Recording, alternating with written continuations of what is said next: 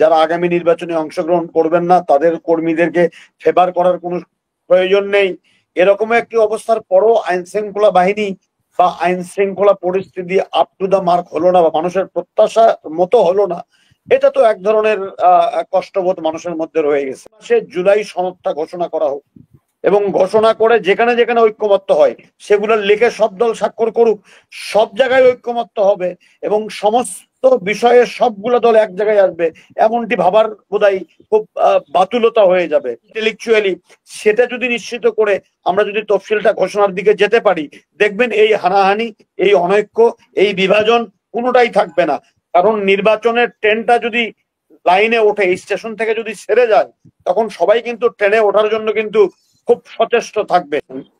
যে নিম্নকক্ষে নির্বাচন বিদ্যমান পদ্ধতিতে হবে, শুধু উচ্চ কক্ষে সেটা কোন পদ্ধতিতে হবে সেটা নিয়ে একটা বিভেদ তৈরি হয়েছে। তবে উচ্চ কক্ষ নিয়ে কারো কোনো দ্বিমত নাই।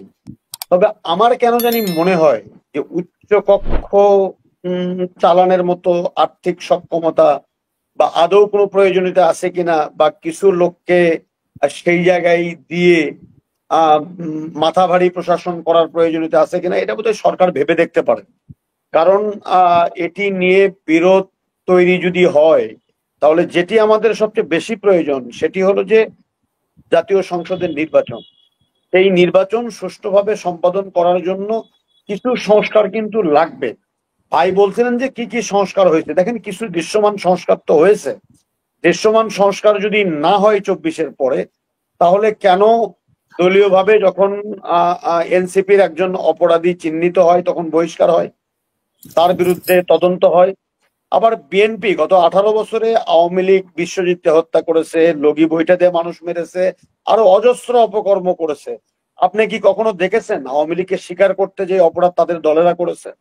তাদেরকে বহিষ্কার করতে দেখেছেন? করেননি তো। কিন্তু এই জুলাইয়ের বিপ্লবের পরে অন্তত এই সুবাতাস রাজনীতিতে এসেছে যে বিএনপি প্রত্যেকটি সিঙ্গেল ঘটনায় তারা অ্যাড্রেস করছে এবং প্রাথমিকভাবে যদি মনে করছে যে এরা অপরাধী, তাদেরকে বহিষ্কার করছে, কখনো কখনো মামলা দিচ্ছে এবং তারা স্বীকার করছে। এই যে স্বীকার করার যে একটি প্রবণতা, এটা কিন্তু নিঃসন্দেহে একটা বড় ধরনের রাজনীতিতে একটা বড় সংস্কার এবং বড় ধরনের অর্জন। দেখেন অর্থনীতিটা ঘুরে দাঁড়িয়েছে, যদিও অর্থনীতির এখনো টানাপোড়েন শেষ হয়নি। ব্যাংকিং সেক্টরের কয়েকটি ব্যাংক তো একেবারেই ভন্ডুল করে হয়ে গেছে। এই খারাপের মধ্যেও কিন্তু রিজার্ভের পরিমাণ বৃদ্ধি পেয়েছে, বাংলাদেশ ব্যাংক ডলার কিনেছে এবং সম্ভবত 11 মাস কি 22 মাসের মধ্যে মূল্যস্ফীতি কমেছে। মূল্যস্ফীতি কমেছে, অর্থাৎ এগুলাতে কিছু কিছু ভালো জায়গা আছে। সরকার যেখানে আরো ভালো হতো যদি সংস্কারটা আরো দ্রুত করা যেত, বা এই বিচার প্রক্রিয়া যদি 10 মাস পর্যন্ত অপেক্ষা করতে না হতো, ভালো লাগতো, আমাকে অন্তত ভালো লাগতো। আইন শৃঙ্খলা পরিস্থিতি যে কোনো অন্তর্বর্তীকালীন সরকার আসলে অপরাধীরা ভয়ে থাকে, অপরাধীরা আতঙ্কে থাকে। কিন্তু এবার দেখলাম উল্টাটা, যে সেনাবাহিনী মাঠে আছে ম্যাজিস্ট্রেসি পাওয়ার নিয়ে, আইন শৃঙ্খলা বাহিনী আছে একটা দল নিরপেক্ষ সরকার, যাদের কোনো দল নেই, যারা আগামী নির্বাচনে অংশগ্রহণ করবেন না তাদের কর্মীদেরকে ফেভার করার কোনো প্রয়োজন নেই। এরকম একটি অবস্থার পরও আইন শৃঙ্খলা বাহিনী বা আইন শৃঙ্খলা পরিস্থিতি আপ টু দা মার্ক হলো না বা মানুষের প্রত্যাশা মতো হলো না, এটা তো এক ধরনের কষ্টবোধ মানুষের মধ্যে রয়ে গেছে। আমি শুধু একটা অনুরোধ করব যে দয়া করে নির্বাচনী প্রক্রিয়া যেন বাধাগ্রস্ত না হয় এবং নির্বাচন আয়োজন করার জন্য যে সমস্ত মৌলিক সংস্কারগুলো দরকার, সাংবিধানিক সংস্কার লাগবে। আপনি সংবিধান সংস্কার করে অন্তর্বর্তীকালীন সরকার বা তত্ত্বাবধায়ক সরকার বা নির্বাচনকালীন সরকার যে নামেই রাখেন না কেন, এটা সংবিধানের অংশ করতে হবে। নির্বাচন কমিশনের সক্ষমতাকে বাড়াতে হবে। আইন শৃঙ্খলা বাহিনীকে দলের দাস থেকে বের করে তাদেরকে রাষ্ট্রের জনগণের সেবকে পরিণত করতে হবে। তারপরে আপনি প্রশাসনে এই আবেদ আলী কোটার মাধ্যমে যে প্রশাসনকে ধ্বংস করা হয়েছে, আরো যেন এই সুযোগগুলা কেউ তৈরি করতে না পারে।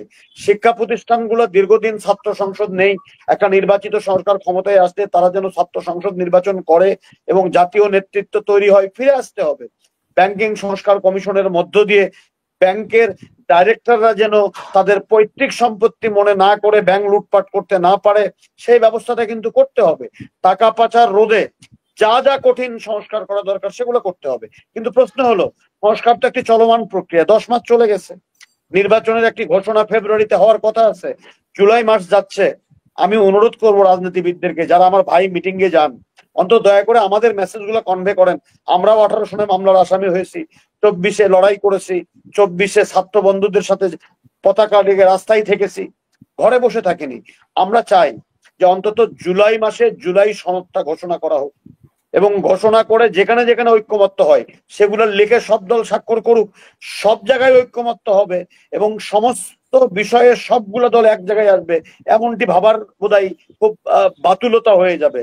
কারণ আপনি দেখেন, ইসলামিক দলগুলো চায় কোরআনের শাসন তৈরি করতে, বিএনপি তো সেটা চায় না, এনসিপি তো সেটা চায় না। তাহলে সবার চাওয়াটা এক হবে এমনটি ভাবার তো কোনো কারণ নাই। আরেকটি বিষয় আমি একটু সঠিকভাবেই বলি, যে দেখেন যে একটা ব্রডশিট আকারে ঐক্যমত্য কমিশন রাজনৈতিক দলগুলোর কাছে মতামত চেয়েছে।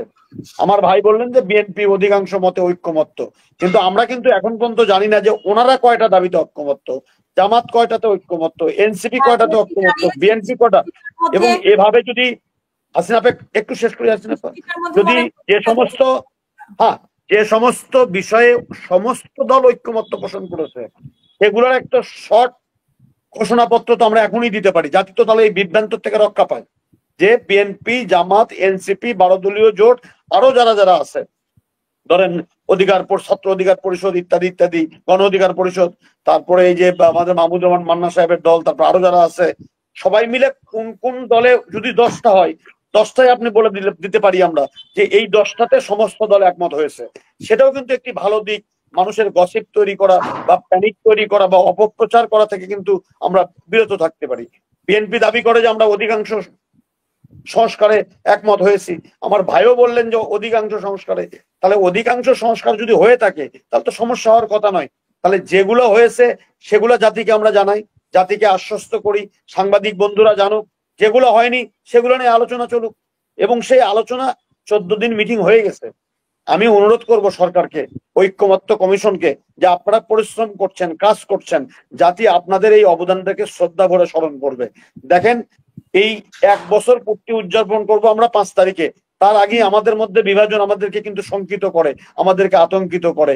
দয়া করে বেশি সময় না নিয়ে অন্তত ঐক্যমত্যে এসে যেগুলোতে আসা যায় সেগুলোতে এসে একটি সুষ্ঠু নির্বাচনের পথকে যেন আমরা ওপেন করে দিতে পারি, এবং নির্বাচনের একটি আবহ এবং বাতাস যদি আমরা মাঠে ছেড়ে দিতে পারি, এবং সবাই যেন নির্ভয়ে তাদের নির্বাচনী প্রচারণা চালাতে পারে, কেউ কাউকে যেন অন্তত হিউমিলিয়েট না করে সামাজিকভাবে বা সোশ্যালি বা ইন্টেলেকচুয়ালি, সেটা যদি নিশ্চিত করে আমরা যদি তফসিলটা ঘোষণার দিকে যেতে পারি, দেখবেন এই হানাহানি, এই অনৈক্য, এই বিভাজন কোনোটাই থাকবে না।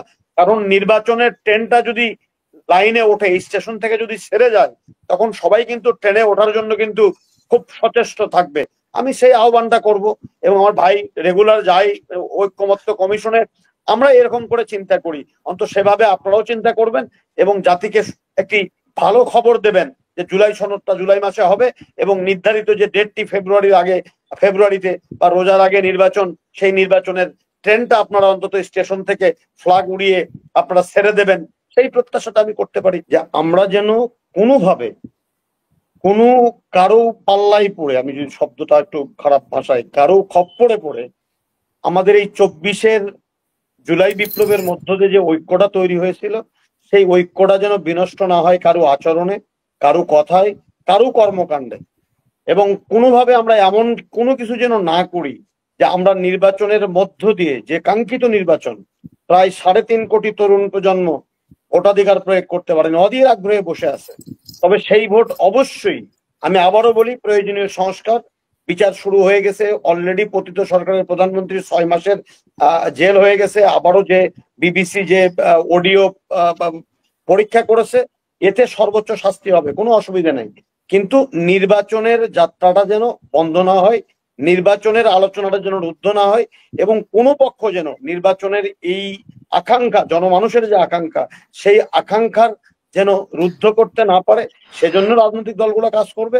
আমরা সেই প্রত্যাশায় বসে আছি যে অন্তত সৌহার্দ্যের বাংলাদেশ, আলোচনার বাংলাদেশ, সমালোচনার বাংলাদেশ, কিন্তু শ্রদ্ধাবোধ, পারস্পরিক শ্রদ্ধাবোধ, পারস্পরিক সম্মান, পারস্পরিক রিসপেক্ট, মিউচুয়াল রিসপেক্ট যেখানে, সেই জায়গাটা থাকবে, যেটা দীর্ঘদিন অনুপস্থিত ছিল।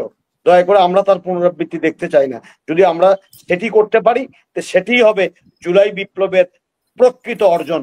এই অর্জনে আমরা সারথি হব, কেউ বাধা দেব না, সেই প্রত্যাশা রাখি। ধন্যবাদ।